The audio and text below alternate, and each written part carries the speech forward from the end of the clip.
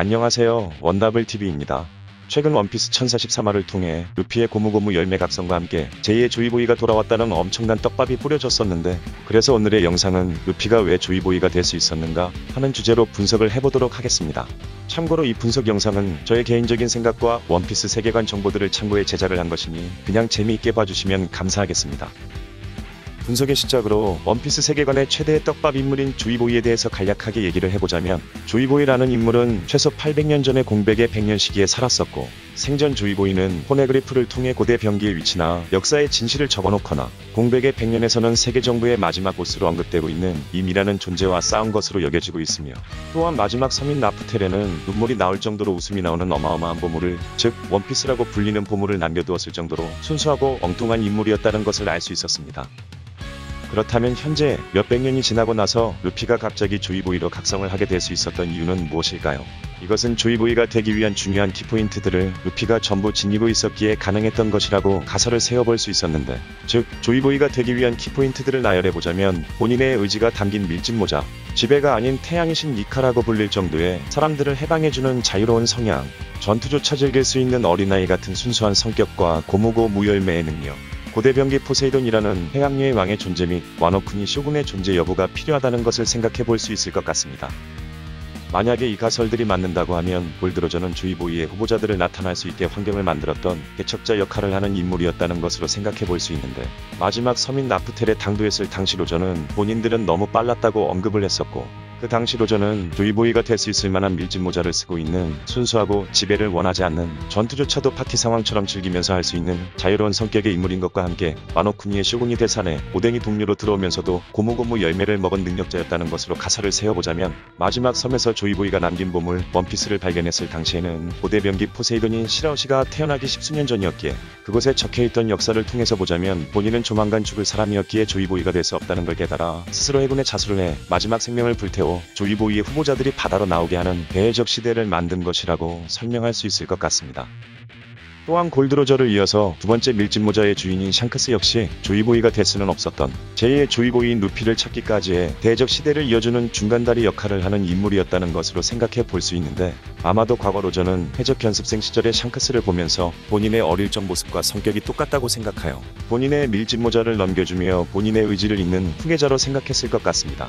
결국 조이보이가 남긴 보물을 통해 모든 역사를 알게 된 로저는 라프텔에서 돌아온 뒤 샹크스에게 본인이 죽으면 고무고무 열매를 찾아서 본인의 의지를 이어달라는, 훗날 제2의 조이보이가 되어달라는 식의 언저리로 부탁을 했을 것이고, 그에 따라 샹크스는 로저의 부탁과 의지를 잇기 위해 후지우가 타고 있던 정부의 배를 습격해 고무고무 열매를 탈취했을 것입니다.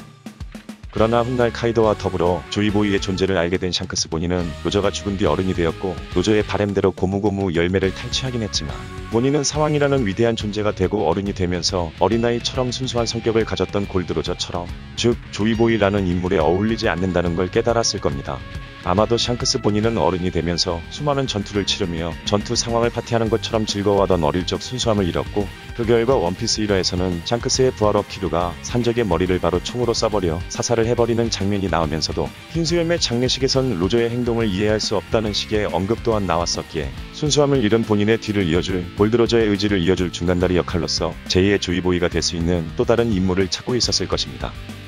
이윽고 훗날 샹크스는 골드로저의 고향인 이스트 블루의 고아 왕국에 있는 후샤 마을에서 꼬맹이 루피를 만나게 되었고, 꼬맹이 루피는 과거 골드로저와 똑같은 말을 하면서도 본인의 어릴 적과 아주 똑같은 어린아이 같이 순수한 성격을 가진 제2의 조이보이가 될 수 있는 인물이라 생각했기에, 바다의 무서움과 해적이라는 가혹함을 보여주지 않기 위해 루피의 순수함을 잃지 않게 하기 위해 항해를 한 번도 데려가주지 않았던 것이며, 그 결과 제2의 조이보이가 될 수 있는 인물인 루피에게 고무고무 열매와 함께 본인의 왼팔을 새로운 시대에 선사하면서 골드로저의 의지가 담긴 물건이라 할 수 있는 밀짚모자를 넘겨준 것이었을 겁니다.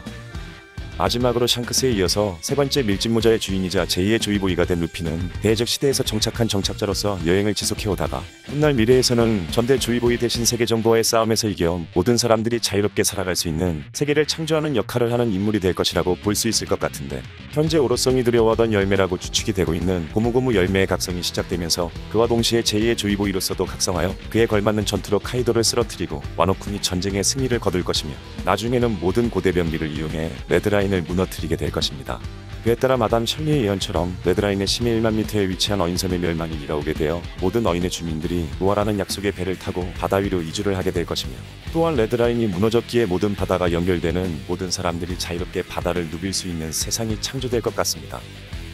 정리를 해보자면 골드로저는 성격과 성향들이 조이보이에 어울린다고 할 수 있었으나 고대 병기 포세이돈인 시라오시가 태어나지 않아 조이보이가 되기에는 시기가 너무 빨랐던 것과 더불어 본인의 수명이 얼마 남지 않았었기에 그의 결국 대해적 시대를 만드는 개척자 역할을 하였고, 그 뒤를 잇는 샹크스 또한 어릴 적에는 조이보이가 될 수 있을 만한 성격이었지만 어른이 되면서 마샬 디 티치와 포트거스 디 에이스가 전투를 하면 안 되는 시기를 걱정할 정도로 현실적인 생각을 하게 되는 어른이 되었기에 조이보이가 되기에는 맞지 않았으며, 그의 결국 본인이 아닌 골드로저의 의지를 이어줄 또 다른 조이보이의 후보자들을 찾는 중간다리 역할을 한 것 같습니다.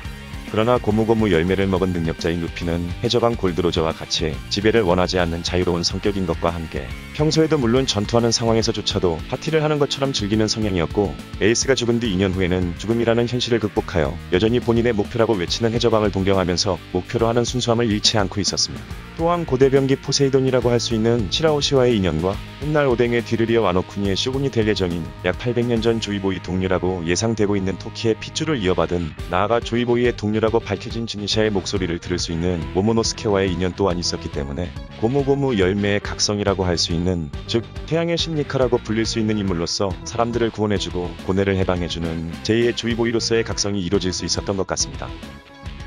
추가적으로 해적왕 골드로저의 아들 포트거스 디 에이스는 왜 조이보이가 될 수 없었는지 살펴보자면, 애초에 에이스는 죽기 전까지 나는 태어나도 괜찮았던 걸까? 라는 의문을 줄곧 품고 있었고, 해적왕의 아들이라는 이유만으로 세상으로부터 본인의 존재 자체를 부정당하며 살아왔기 때문에 세상의 반항심이라는 이유로 해적이 되기로 했었으며, 그 결과 최고의 명성을 얻어 세상 사람들이 본인을 돌아보게 만들고 살아온 증거를 남기겠다는 포부를 외치는 것은 조이보이의 성향은 물론 로저의 성향에조차도 맞지 않았기에, 루피처럼 주인공 버프를 받지 못한 에이스는 결국 애초에 오다 센세가 언급했듯이 처음부터 죽이려고 만든 캐릭터로서 그저 훗날 제2의 조이보이로 각성될 루피의 정신적 성장의 밑거름이 된 인물이라고 할 수 있었습니다.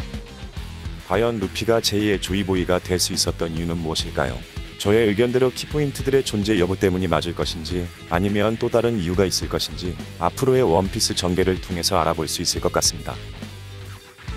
오늘의 영상은 여기까지입니다. 재밌게 보셨다면 구독과 좋아요 부탁드립니다.